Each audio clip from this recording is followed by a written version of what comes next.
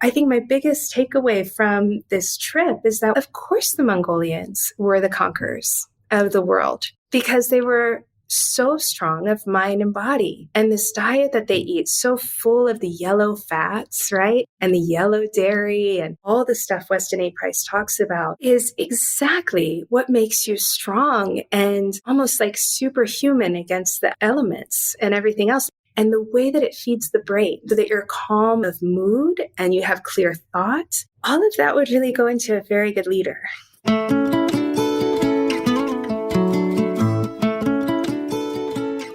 From the Weston A. Price Foundation, welcome to the Wise Traditions podcast for wise traditions in food, farming, and the healing arts. We are your source for scientific knowledge and traditional wisdom to help you achieve optimal health. And now here is our host and producer, Hilda Labrada Gore.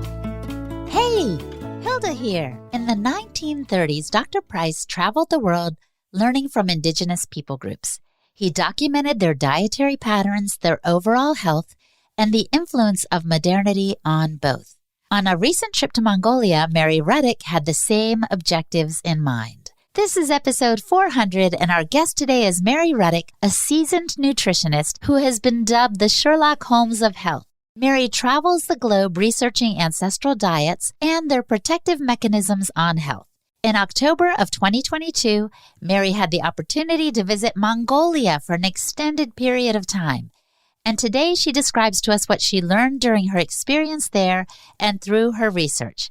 She discusses the traditional high-fat diet of the Mongolian people and the changes that have come with the introduction of flour in the 1800s. She shares her observations of the health of the general populace and why she believes their robust health played a part in the expansion of the Mongolian Empire.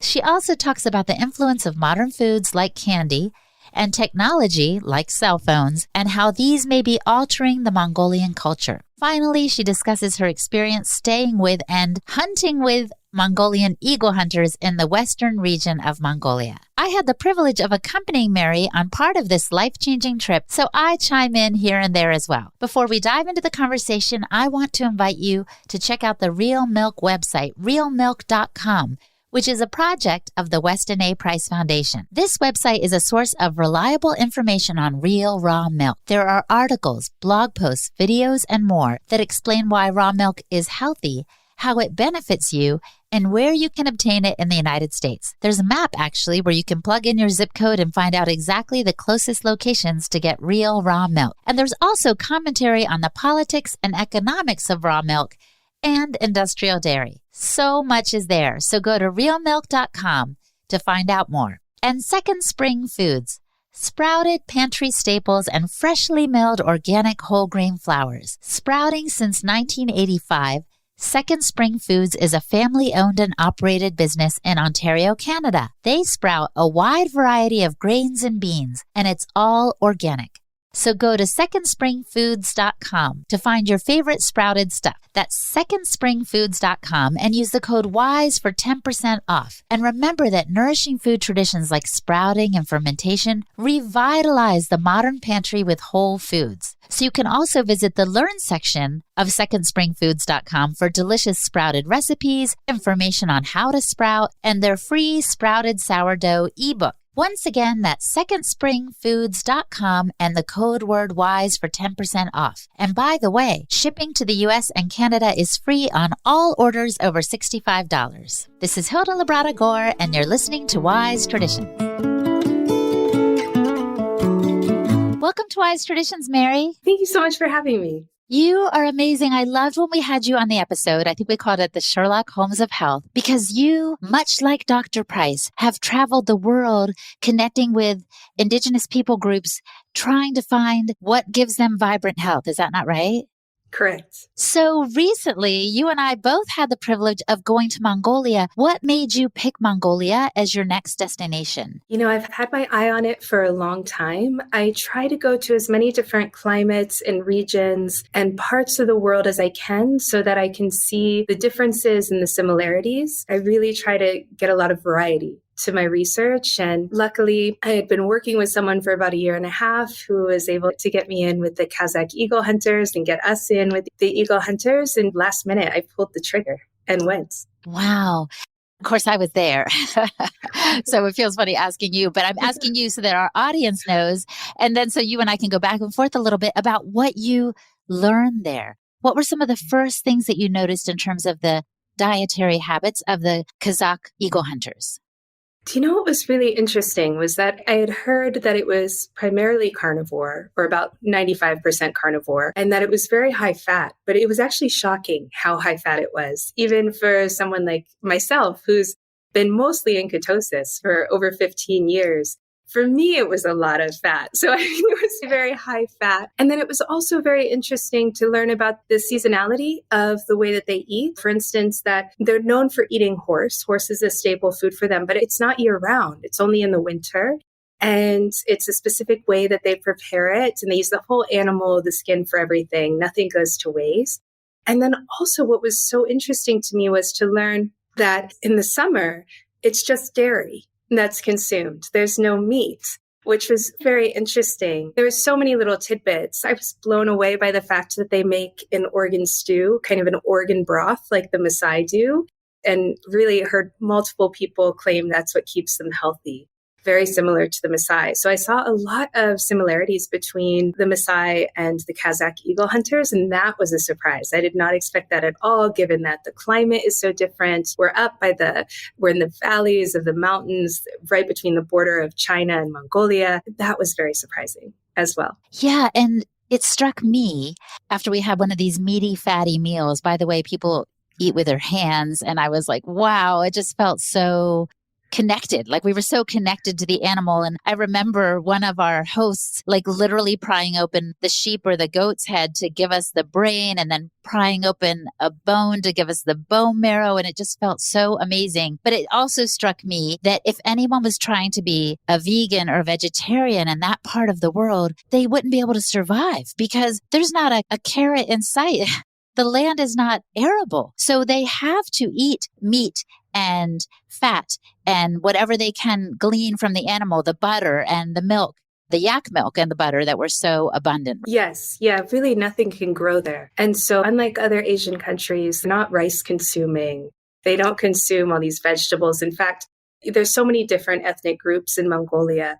But of everyone I think we talked to, I just kept hearing the Mongolians, whatever tribe they were from, say that they felt that vegetables were bad for them and that they shouldn't eat them. And I think that comes from the fact that things aren't fresh there. Their traditional diet did not contain that, although other regions of the world certainly have vegetables and you can be perfectly healthy on those. For the Mongolians, it's not naturally grown there, and therefore it's really imported from far away, and a lot of problems can come from that.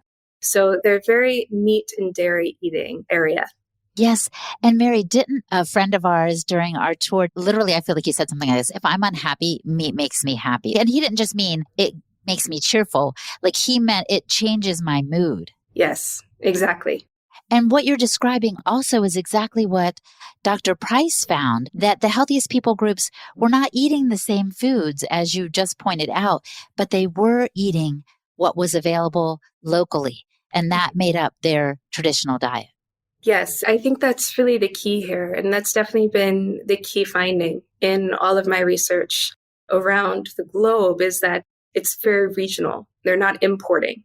No one is, right? They're not bringing things in to grow. It's very regional. And really, if we look back historically in regions that really grew as metropolis, as cities, places like Egypt, right? Cairo and Alexandria, these places would have some of the modern day diseases like we do now. And outside of those regions, you really didn't see that in the medical texts. You didn't see it. And I certainly don't see it in the regions that I go to.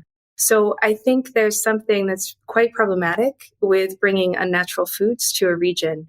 I think when someone is from a region and from a family line where they're continuously consuming the same foods. They know exactly how to prepare it, right? There was so many interesting stories that we heard about. At this time of year, you do this with the food. And at this time of year, you do this. It's the exact same food, but they have different ways of preparing it during those times, whether someone is young or old. If you're trying to fortify yourself for battle, you might manipulate the dairy. Maybe it's going to be raw instead of fermented into a cheese curd. So all of these kind of wisdoms are known. And I think that's what's really lost when we start bringing a food from a different region to where we are now. We lose that. I don't know about you, Hilda, but I still dream about those cheese curds. They tasted like cookies.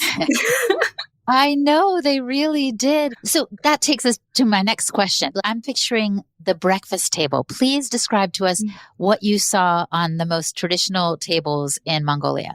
Yes. Can I give them the whole scene of driving up and arriving at these places? Yes. Because it's so majestic. Of course. Okay, so we're in this old Russian van, maybe from the 70s or 80s. It's adorable. And you're off-roading for hours. There's not really tire prints or roads underneath you. And you're driving through mountains and valleys. And then finally, after hours and hours of basically being a popcorn kernel in the van, you come across this beautiful scene of the gers, which are yurts. We would call them yurts, but they call them gers, G-E-R. The gers with the steam coming out of the top and the sun is setting. So we pull up. And we go inside and it's cold. There's snow outside and you go into the gur and it's nice and warm and toasty. You're taking off layers and you sit down and they immediately serve you a big old bowl of warm milk tea, which is an herb that they find along with the mare's milk, the horse milk, fresh with colostrum. And with that, you then put a spoon of ghee and a spoon of what we would call sour cream. They have a different name for it. And you mix it into the tea and you drink that. And as you're drinking that, they bring out all these plates of cheese curds. But don't think cottage cheese. These look like cookies and they taste like cookies. In fact, some of them taste like donuts, but their only ingredient is dairy. It's absolutely incredible. Some are rock hard. You break your teeth on them. You have to soak them in the milk tea. And others are soft like a shortbread cookie. And so you eat all of those. And while you're having those, you chat. Maybe you play some songs. So you sing together or someone plays an instrument. You're kind of having that kind of communal living. And then they serve your dinner or breakfast because they're basically the same. That's right. Yeah, breakfast and dinner are basically the same. It's the cheese curds, the milk tea, and then your big old plate of meat, right? Or it's almost like a stew because there's a bit of broth that's poured on top. But I don't know about you, I didn't see much water being consumed. It's not a water consuming place. And that includes when they cook with water, it's just a small amount. So you get some of the most tasty broth I've ever had, but just a small amount with your meat. And then you start eating and it's all served on one big plate and everyone goes in with their hands. Any big pieces like the head that you were talking about, the men will traditionally take a knife and cut it up into bite-sized pieces for the women and children, which I happen to have loved. It's so nice to not have to cut up my food. I felt like a kid again. It was great. And you really eat nose to tail, and it's not segmented like it might be in some other places. It's all in one dish. So you've got the head, the liver, the lungs, the skin, the leg. All of it is there together, and sometimes it'll be a mix of animals as well. And on some of the tables, Mary, there were the beginnings of foreign foods being served. What I mean by that is, I think it was in the 1800s when flour was introduced perhaps to the Mongolians. And on some tables they had at breakfast time like little biscuits almost that were not curds, right? Or they would have noodles mixed in with their main dish. But because the brunt of their diet is still so traditional, I didn't notice too many negative impacts from that foreign food being introduced. Although I do remember two people specifically telling you, I don't feel well, and trying to figure out what was wrong. And you had the feeling that it was some of the foreign food that was causing them some issues. Definitely, especially on the way to the furthest family that we went to visit, some of the places that we stopped at. I find the closer to towns they are, the more of the modern foods that they're eating. And most of Mongolia is now eating flour, really from the 1800s. So the wheat flour is pretty normal, even in the most remote houses, but it's not consumed the way we consume it. everything is made from scratch. So they're making noodles, they're cooking those noodles in a broth, and it's not the bulk of the diet. It's less than 5% of their calories. So it's there, and they make these little donuts that they dip in the sour cream, basically. And then they also make the noodles and they make dumplings, but it's not a bulk of the diet. Now, in the closer families, the families that aren't as hard to get to, you absolutely see the decline in health. It's not as severe, perhaps, as what we're used to, definitely. But if you go back a couple generations to our grandparents' generation, it's like that, I would say. So you definitely see, like, we met a young woman who it seems like she had a birth complication that pressed on a nerve. That's really what it sounded like to me. And so we saw some dental decay and things like that. But overall, people were very functional and healthy. Yes. So in comparison to what we're used to, it's just so small. It's funny that you should say that about the dental decay, because I started thinking twice about one individual that we saw that seemed to have like false teeth, like a little bridge of false teeth in the front of his mouth. And I realized that could have been from an accident. It could have been that a horse or a camel kicked him in the mouth, and that's why he lost those teeth. Yeah, I think for him, and we can ask him because I'm in contact with those guys, so we can find out. I was thinking that was an accident too. And to be honest, I didn't ask him any questions on health because I could see that family was eating a lot of modern food. And so it wasn't the kind of family that I would typically interview. But he definitely had lost all the top teeth, which does indicate more of an injury than decay. Decay usually starts in the back. Exactly. And on the lower teeth as well. We can definitely find out. And I will say, even with the closer in families, there's a tradition in Mongolia amongst the Kazakhs. And the Kazakhs, for those of you who aren't familiar, are actually from Kazakhstan. And they're a completely different ethnicity than most Mongolians. So they have different cultures, different religions, all sorts of things. But they have this tradition throughout Mongolia, whether you're Kazakh or not, to have a welcoming table. And on this welcoming table, you would typically put out things that are very special.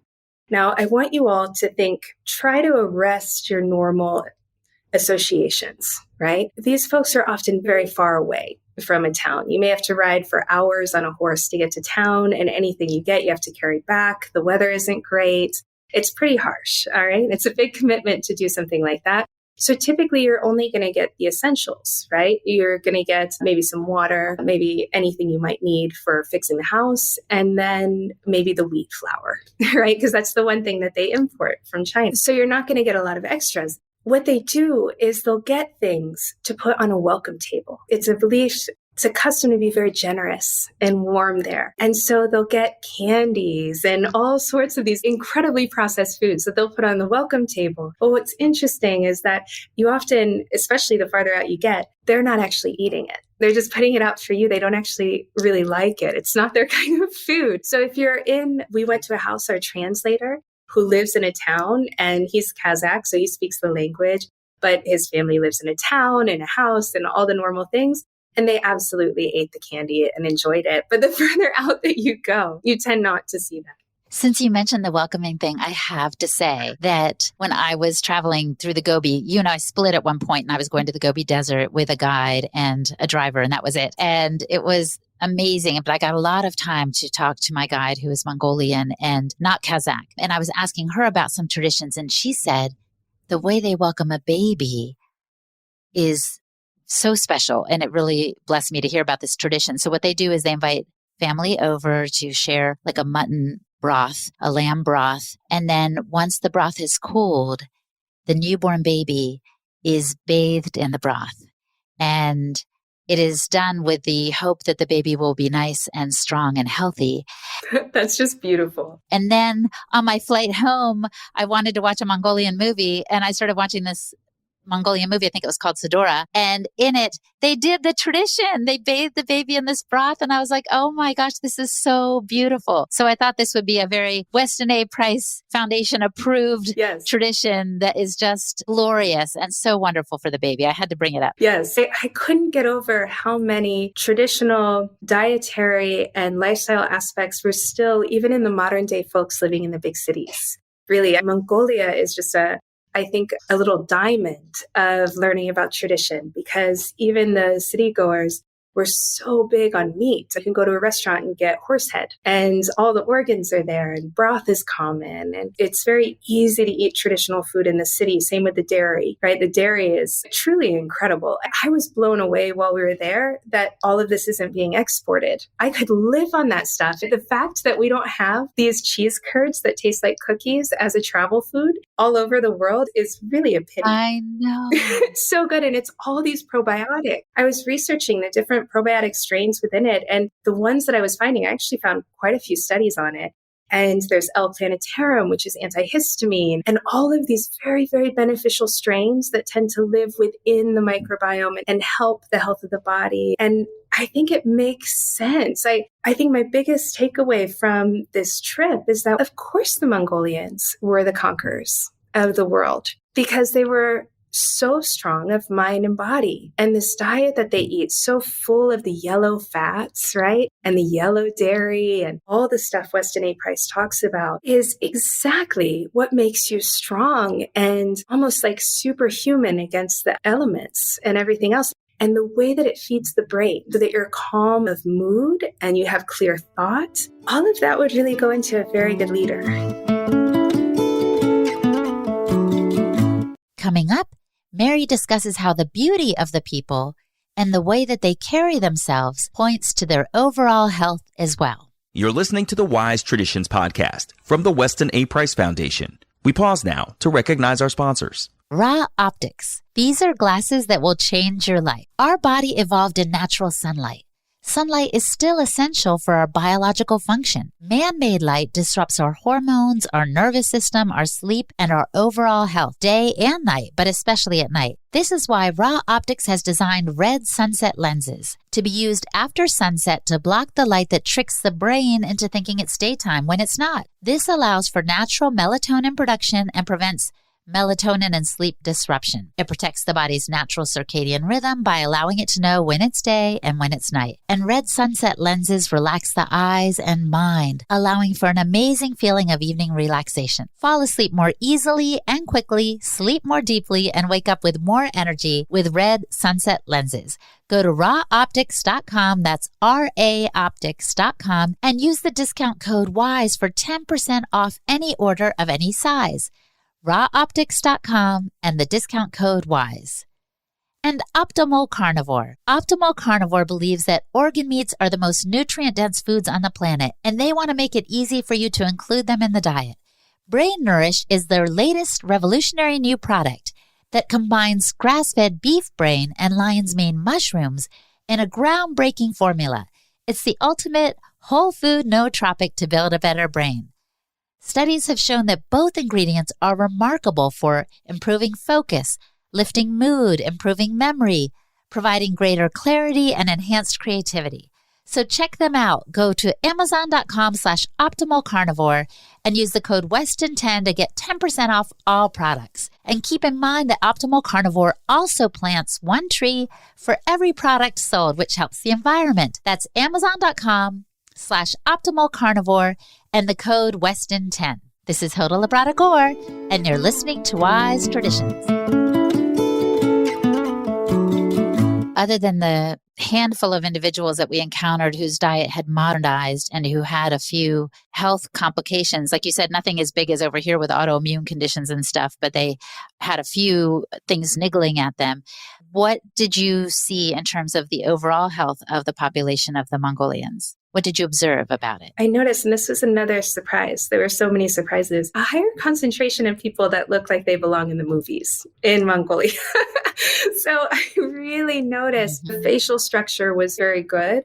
The posture was excellent. The body weight was excellent. The strength, and really see health in someone, the way that they carry themselves, the way that they walk and conduct themselves, and how much oomph they have behind their voice. I saw all of that. I don't think it's a coincidence that they're known for the throat singing, which no one else can do. There's some wonderful articles from about 100 years ago talking about how people were losing the ability to sing certain songs. And I really wonder if that's not from all the change in diet and lifestyle and the change in the microbiome and our ability to sing out with those kind of voices.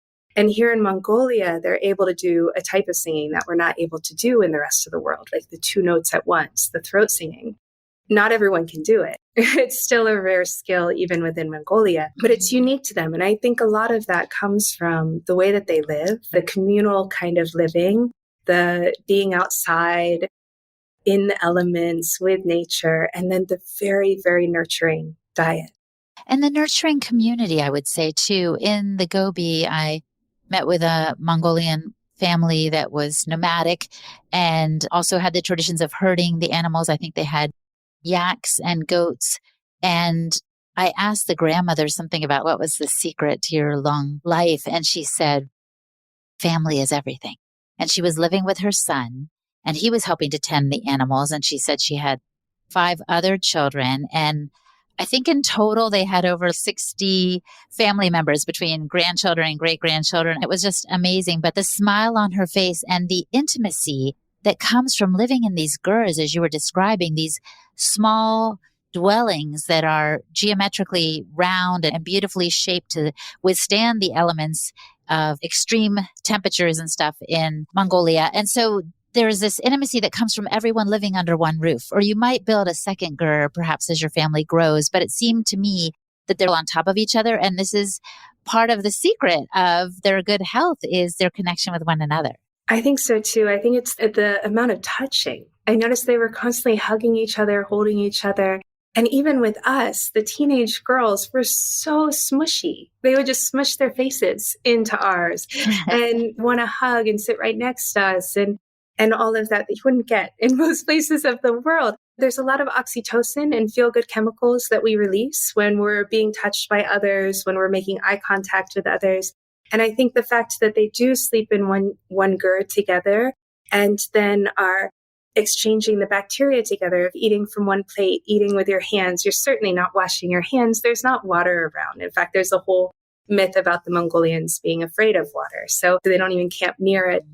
But there's always this exchange of bacteria from milking the yaks to then taking that milk and drinking that right away, and bacteria getting on the hands, and all this kind of beautiful dance and interchange of the microbes and of the feel-good chemicals. And they have a very close bond. They're a very warm culture, very welcoming culture. I can't get the image out of my mind when we were invited to Oscar's family, this beautiful Kazakh eagle hunting family, to participate in their meals, to share with them, to abide with them for a few days. And they invited us to go to their winter home, which is more in a sheltered place in the mountains.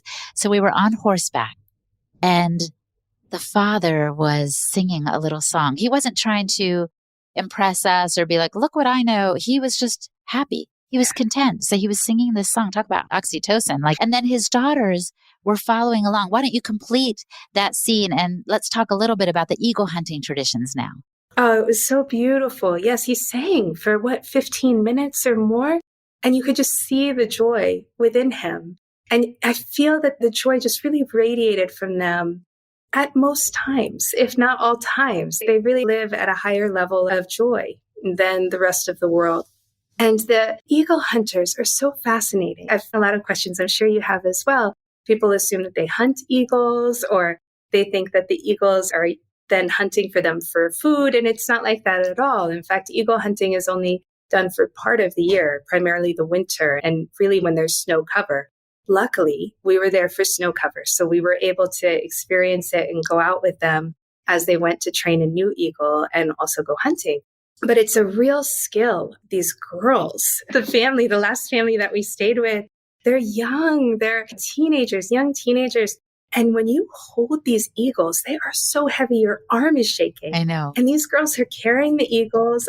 They mount a horse while carrying the eagle. And then they're riding the horse. And on the horse, there's a little stick that helps them hold their arm up, because you're out there for hours. But you still have to basically do a lot of the work to keep the eagle. So it's still very muscular. But they're calm and they're happy and they're laughing and making jokes. And it's a very quiet, peaceful experience. So the purpose of the eagle hunting is really for fur. It's to get fur so that they can then make their own clothing, their carpets. The Kazakhs make everything, and they're incredible seamstresses. Typically, the women, the mom and the girls will So all the carpets of the home, and you have to remember these gurs, these yurts are right on the ground. So it's cold, right? It could be very cold. So they make these very warm carpets that keep them warm through the year. And then they make beautiful wall hangings with all these bright colors that they stitch together, which is very different than the rest of the Mongolians. They tend to be rather more plain or more Tibetan in decoration, or Buddhist, really. So anyway, they go out to get warmth and clothing to wear to survive the harsh winter. So the eagles, they have this beautiful bond with the eagle hunter. And it's this relationship that's different than anything I've seen before. I don't know about you, Hilda, but they have a bond specifically with their eagle. And so it's not something that they pass around. They don't just grab a random eagle. But the bond is so tight that in their competitions, which they have a lot, is to have the eagle up on a mountaintop and the eagle hunter down in a valley. And the eagle hunter calls the eagle. And whoever's eagle comes the fastest to the eagle hunter is the winner of the competition. Imagine this. Full mountain peak to valley. All right. You can't even see the eagle. I don't know how only an eagle with eagle eyes could see the eagle hunter. The eagle hunter calls 20 seconds. The eagle is there on its arm. So they're really quite bonded. And you could have 10 different eagle hunters calling their eagles, and they're not going to the wrong. That's right. So it's a really beautiful experience. They typically go out and look for things like fox and some of the other animals that are quite warm. I've always wondered, I don't know about you all, I've always wondered how people stayed warm. I'll look at some of the history of costume books and these kinds of things. And I learned a lot on this trip. When we saw all of the boots that were lined with fur, suddenly it made so much sense.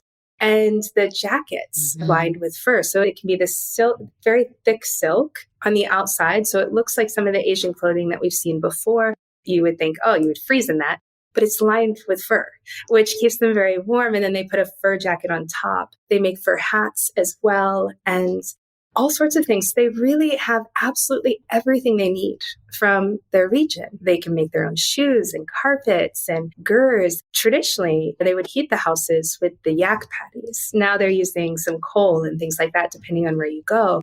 But really, they had everything they needed, and they still do, which is a really beautiful lesson. It is. It's nose to tail, but you really see it in action. It's not just a catchphrase, that they were really using every part of the animal. And what I also liked about our time with Oscar's family there was that he was training his daughters. And as you said, he was training a new eagle. He was training them to work with their eagle so that they could become good eagle hunters. So the daughters would have like a piece of rabbit or raw meat at the bottom of the hill. This was not the big competition thing. So they would take the eagle up a little bit, or the father would. Then they would take its little hood off so it could see. And then she would call it, having this raw meat in her hand, and it would come. And so I think there's a sense in which they train it, obviously, so that it knows its master or eagle hunter's call and it will come to them. And then they would re-hood it so it couldn't see. But those birds were so big and it was so beautiful. I felt like they were as tender with the eagle as they were with one another in the training. It was really lovely to be a part of. Yes.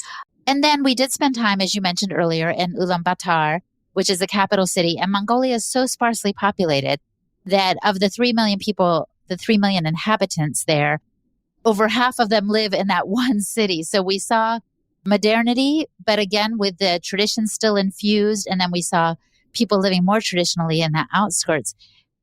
With all that we saw, Mary, what did you see in terms of modernity creeping in, for better or for worse? I think two things, really. The biggest thing I would say would be the candy on the greeting tables. We didn't get it at all of them, like the last house that we went to, the last family, but that's definitely, I think, problematic. And I see that around the globe, that because they do have everything they need from that region, there's nothing there that they feel is special to give to a guest. So they really go out of their way to go and get something from the modern town and bring it to, and of course that starts to normalize it, right? And bring that culture in. So I think that would be the biggest problem.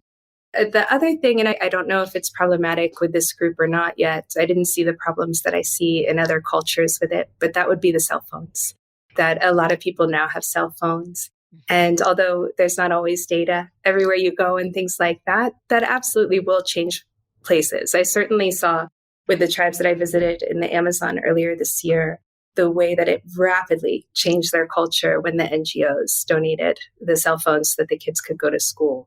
So I didn't see the same result with these girls and with these kids, but I think those would be mine. What would be yours? Two things come to mind. The first is the artificial light, because I'm a big fan of natural light. So I guess it helps that they can stay up late at night. They had often almost like a car battery in the gur, some of them, and then they would attach two little wires to it to get just like a fluorescent tube of light in the place. So I guess it helps that they can work at night, but I do wonder if that will start to impact people. Some people may think, oh, that's negligible. Maybe so. I hope so, because they spend most of their time outside exposed to natural light. So that's encouraging. But the other thing was the cell phones as well. And I had an experience apart from you, Mary, when I visited one of the drivers' homes, and each of his kids, who I believe were like 8, 10, and maybe 15, had a phone. And the TV was on. And the girls you and I went to, they didn't have TVs even. But in this case, it was more modern home, closer to a village. And not only was the TV on, at one point, I was the only person in the room that wasn't on a phone. Wow.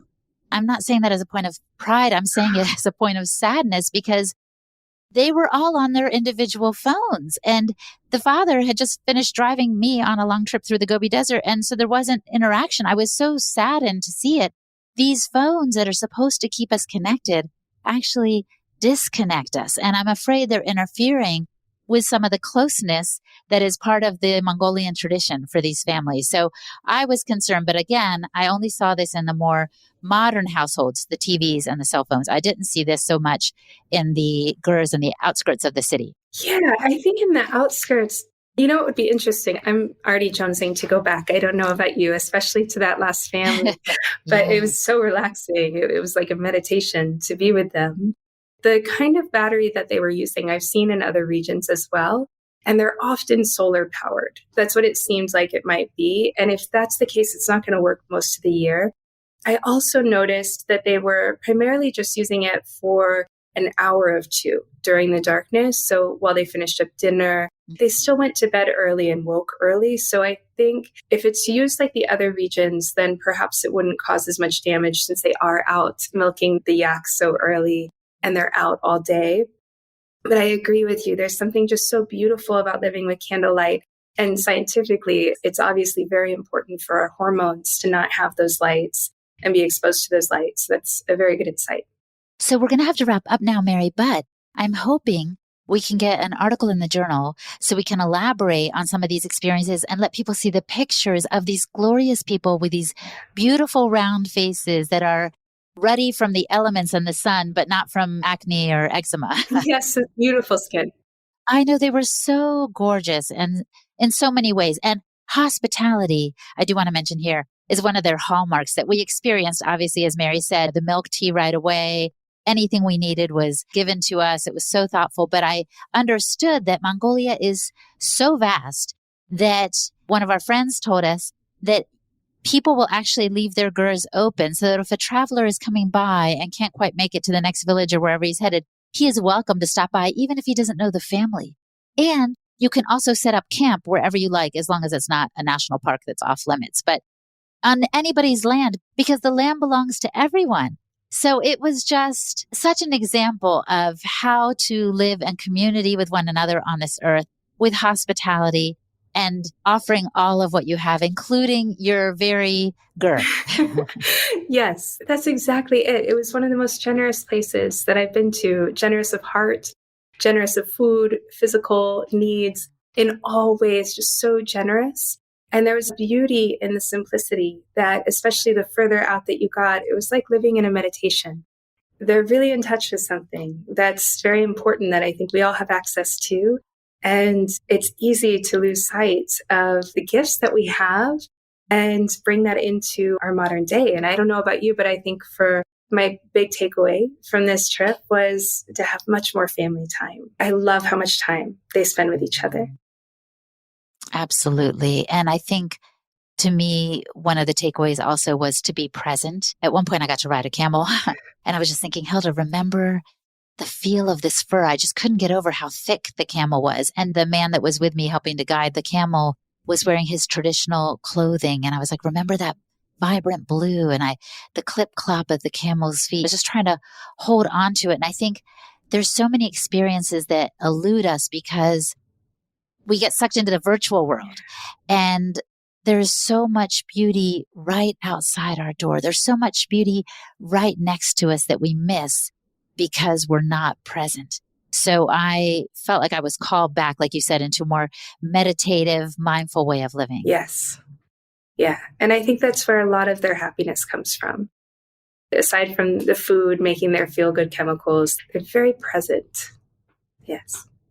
So now I want to ask you the question I pose at the end here, Mary. If the listener could just do one thing to improve their health, what would you recommend that they do? I think if it was only one thing, it would be getting up and watching the sunrise every day and spending at least the first hour outside. The research is just piling in on what the light does for us, for our microbiome, for our hormones, for our wake hormones and sleep and happiness and the downregulation of histamine, the upregulation of dopamine. I think there's very few things that are more important than getting back in line with nature. And when we're outside, we do calm down. And ultimately, if there's one thing that is the most helpful, no question in my mind, is to be relaxed and happy. And nature tends to do that for us. So my advice would be to get outside for the first hour of the day. Wonderful, Mary. Thank you so much for this conversation. I loved being your traveling companion and exploring this community, these people groups I'd never encountered before. And I wish you all the best on your next travels, whether I get to join you or not. Thank you. Well, I certainly hope you do. It was a blast to have you. I feel that your presence was a gift. So thank you for coming. Our guest today was Mary Ruddick. Visit her website, enableyourhealing.com, for more information on Mary, her studies, courses, and programs. And I'm Hilda Labrada-Gore, the host and producer of this podcast for the Weston A. Price Foundation. You can find me at holistichilda.com. And for the transcript for this podcast, visit our website, westonaprice.org, and click on the podcast page. And now for a letter to the editor from a recent Wise Traditions journal. Remember that the journal is available for all members, and you can become a member of the Weston A. Price Foundation for $30 using the code POD10. And that makes you a member for a year, and you get 4 of these journals. I would like to report adverse effects from the turning on of 5G. Since the beginning of 2022, my husband has been battling a health decline. My husband was 30 years old at the new year and is now 31. We think your email announcement about the 5G turn on and his sudden health issues are not coincidental. As Pope St. John Paul II said, in the designs of providence, there are no mere coincidences. In these past 7 months, my husband has experienced unending fatigue and not many hours sleep at night. He's had weight gain and difficulty losing weight, difficulty breathing, night and day, and headaches. We live in the suburbs of Phoenix, Arizona. We are certainly immersed in EMF smog and the electric grid. In the past couple of months, it seems my husband has become adapted to the 5G technology and he is breathing easier and sleeping better. The fatigue is still a concern, but really life has to continue, so he is pushing himself through it. As for me, I went through the fatigue just as he did, but I bounced back a little faster. Being hit hard, but then bouncing back is something Dr. Louisa Williams spoke of on Wise Traditions Podcast 373. Nevertheless, my husband and I have decided to leave the Phoenix Valley and move to a small town with lots of native desert in Wickenburg, Arizona. We look forward to living a natural and clean lifestyle. Thank you to the Weston A. Price Foundation for helping lead us to this change. The 5G and small cell technologies are truly evil. How dare a few individuals make such large and lasting impact on the common folk like us? We will keep fighting against 5G technology and for health freedom. This is a letter from Casey from Phoenix, Arizona. Casey, we hope you're enjoying your new location. We're glad that our information has been of help to you. 5G is definitely an unseen but real threat to our health. So thank you for fighting against this kind of impact on our health and fighting for health freedom. We applaud you, and we invite you also to write a letter to the editor if you'd care to. Just write us at info@westonaprice.org, put letter to the editor in the subject line, and tell us your own testimonial or a story about how a podcast episode or something in the journal has helped you navigate your health journey. And thank you so much for listening, my friend. Stay well. Hasta pronto. On behalf of the Weston A. Price Foundation, thanks for listening. We have many free resources to support you on your health journey.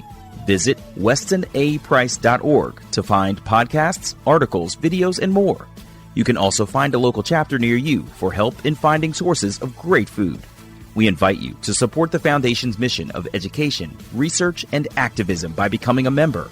Thanks again, and take care. Wise Traditions is a project of the Weston A. Price Foundation for wise traditions in food, farming, and the healing arts. The content on this podcast is provided for informational purposes only and is not intended to substitute for the advice provided by your doctor or other healthcare professional. It is not intended to be, nor does it constitute healthcare or medical advice.